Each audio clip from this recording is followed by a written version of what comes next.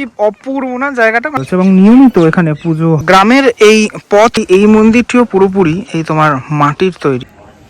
Good morning সবাইকে। আজ আমাদের তৃতীয় দিন, অর্থাৎ বাড়ি ফেরার দিন। কালকে রাত্রিবেলা মানে ডিনার করে এসে, দ্বিতীয় দিনে রাত্রিবেলা ডিনার করে এসে সবাই ক্লান্ত হয়ে গিয়েছিল এবং সবাই ঘুমিয়ে পড়েছিল।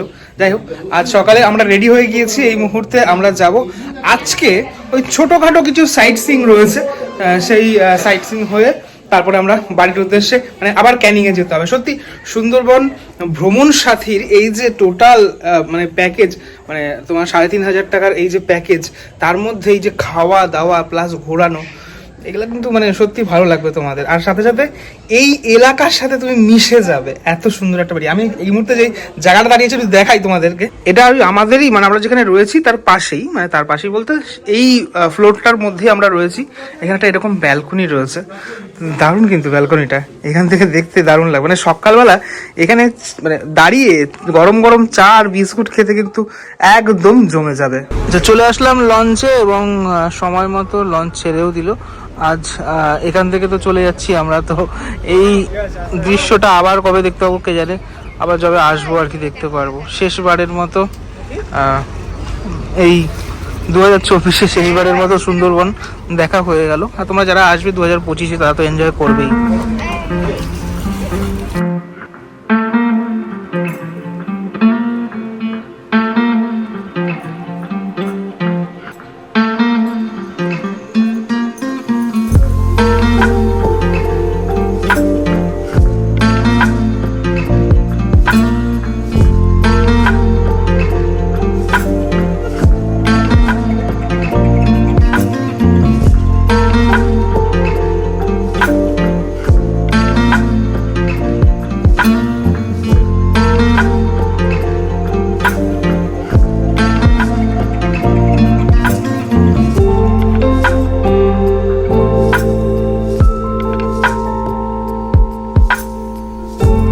আর আজকে সুন্দরবন এই যাত্রার শেষ দিনে সকালের খাবারে রয়েছে লুচি আর হচ্ছে তোমার ছোলার ডাল। ব্রেকফাস্টের পরেই ওই মোটামুটি আধ ঘন্টা লঞ্চ চলার পরে আমরা আজকের প্রথম গন্তব্য সেখানে পৌঁছালাম। অ্যাকচুয়ালি এখানে আজকে দেখার মতো যেটা আছে সেটা হচ্ছে একটা লোকনাথ বাবার মন্দির আছে, সাথে সাথে গ্রামের মধ্যে দিয়ে গ্রামের পরিবেশকে উপভোগ করতে করতে আমরা লোকনাথ বাবার মন্দিরে পৌঁছাবো।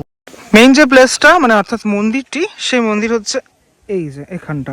আর এই গ্রামের এই পথ ধরেই আমাদেরকে আসতে হবে, যেটা বলছিলাম। দুই দিকে এরকম ধান ক্ষেত রয়েছে এবং এই ট্রাভেল ঘিরে এখানে ছোটোখাটো একটা বাজার, অর্থাৎ এখানকার মানুষদের যে জীবিকা উপার্জনের যে ব্যাপারটা সেটাও কিন্তু হচ্ছে এখন। এখানে সব জিনিসপত্র পাওয়া যাচ্ছে, তোমরা আসলে অবশ্যই এখানে কালেক্ট করতে পারো। অনেক কিছু জিনিসপত্র এখানে রয়েছে এবং এখানকারই মধু তো এখান এগুলো সব এখানে। কত করে বেচছো মধু? 100 টাকা, 200 টাকা, হ্যাঁ 400 টাকা কেজি।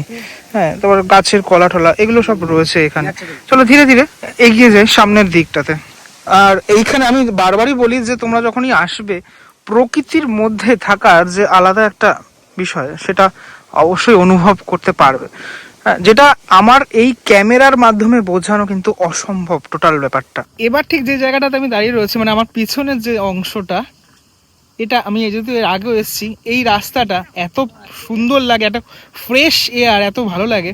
পুরো এই টোটাল রাস্তা, দুই সাইডে এরকম গাছ আর মাঝখানে রাস্তা। আমি তোমাদেরকে দেখানোর চেষ্টা করি এই ক্লিপের মাধ্যমে। দেখো কি অপূর্ব না জায়গাটা, মানে আমার কাছে ভালো লাগছে, তাই না? তোমাদের যারা ভালো লাগবে, যারা প্রকৃতিপ্রেমী মানুষ, ভালোবাসো যারা ঘুরতে, তাদের কাছে কিন্তু এই প্লেসটা সত্যি অসাধারণ লাগবে। মানে এরকম একটা জায়গা। চলো এবার ধীরে ধীরে এগিয়ে যাই মন্দিরের পথে। এখানে লেখা রয়েছে ধান ও ডাল গাছে কেউ হাত দেবেন না, দিলে কিন্তু জরিমানা হবে 500 টাকা, সেটাও কিন্তু লেখা রয়েছে। মানে অত্যন্ত পরিশ্রমের ফলে ওদের এই বিষয়গুলো হয়ে থাকে। টোটালটা পুরো মানে পাকা ধান আর কি, সে ধানগুলো দেখা যাচ্ছে, কি সুন্দর লাগছে, অপূর্ব। প্রবেশ করছি মূল মন্দিরে, হচ্ছে মন্দিরের অংশ। এগুলো কিন্তু টোটালটা মাটির, হ্যাঁ এই অংশটা টোটালটা মাটির। ওটা হচ্ছে মন্দিরটা, ওই সামনের অংশটা মন্দিরটা একটা ছোট মতো বাগান মতো করা হয়েছে। মূল মন্দিরের মানে যে ওপরের অংশটা সেটা কিন্তু এরকম খড় দিয়ে তৈরি। এখানে লেখা রয়েছে লোকনাথ ডিভাইন লাইফ মিশন, এটা কোনো মিশন রয়েছে। তো যাই হোক, চলো ভিতরটা একটু দেখে নিই, তোমাদের দেখাই। অ্যাকচুয়ালি এই মন্দিরটিও পুরোপুরি এই তোমার মাটির তৈরি। আমি এখান থেকে দেখানোর চেষ্টা করি একটু। বাবা লোকনাথের এখানে ছবি রয়েছে, বাকি একটি শিবলিঙ্গ আমি দেখতে পাচ্ছি সামনের অংশটাতে এরকমভাবে রয়েছে, এবং নিয়মিত এখানে পুজো হয়। ভিতরের অংশটা এরকমটা ঠিক খানিকটা যে গ্রাম্য যে ফিল, সে ফিল তোমরা পাবে। খুব সুন্দর এই জানলাগুলোর এখানে আলপনা দেওয়া, দারুণ লাগছে কিন্তু দেখতে পুরো ব্যাপারটা। মানে শুধুমাত্র মন্দির দেখা নয়, মন্দিরের সাথে সাথে এই এলাকার মানুষজনদের সাথে তুমি একটুখানি কথা বলেও দেখতে পারো। মানে খুব আন্তরিকভাবে খুব ভালো হয় ওরা। আমি একটুখানি এই জায়গাটাতে মানে পিছনের অংশটাতে দেখাই তোমাদেরকে। দেখো কাকিমা এখানে তোমার এই ফুল গাছ থেকেই ফুল নিচ্ছেন পুজোর জন্য। মোটামুটি কাকিমা প্রতিদিনই এখানে নিত্য পুজো হয় তো, আর প্রতিদিন খোলা থাকে তাই তো? শুধুমাত্র টুরিস্ট না, এলাকার মানুষরাও আসে, এসে থাকে। সবাই আসে, সবাই বিপদে পড়লে আগে সবাই এসে এখানে মন্দিরে প্রণাম করে আগে মানসিক করে যায়। আচ্ছা, বাৎসরিক কোনো পুজো হয়? হ্যাঁ, অনুষ্ঠান হলে আচ্ছা, তখন অনুষ্ঠানের সময় হয়ে থাকে। 18 জ্যৈষ্ঠ না 19 জ্যৈষ্ঠ হয়। আচ্ছা, বেশ। আমি একটু পিছনের অংশটা হালকা দেখানোর চেষ্টা করি। এখানে টোটালটাই এই গ্রাম্য এলাকা, গ্রাম্য এলাকার মধ্যে এরকম একটি মন্দির। সত্যি ভালো লাগবে দেখতে। আচ্ছা, এই বসার এখানে সিট করা হয়েছে, আমার মনে হয় বিগত বছরে ছিল না এগুলো, আমি তো দেখিনি। চলে আসলাম আবারও লঞ্চে। লঞ্চে এসে এই কাকাদেরকে দেখতে পাচ্ছি, ওরা সব মাছ ধরার জন্য যাচ্ছে, একটা নির্দিষ্ট এলাকাতে যাচ্ছে মাছ ধরার জন্য। এরকম ডিঙি নৌকা প্রায় দেখতে পাওয়া যায়। বেশ কিছু এখানে নৌকা, তারপর লঞ্চ, সেগুলো তৈরি হচ্ছে, সেগুলো ধরা পড়বে।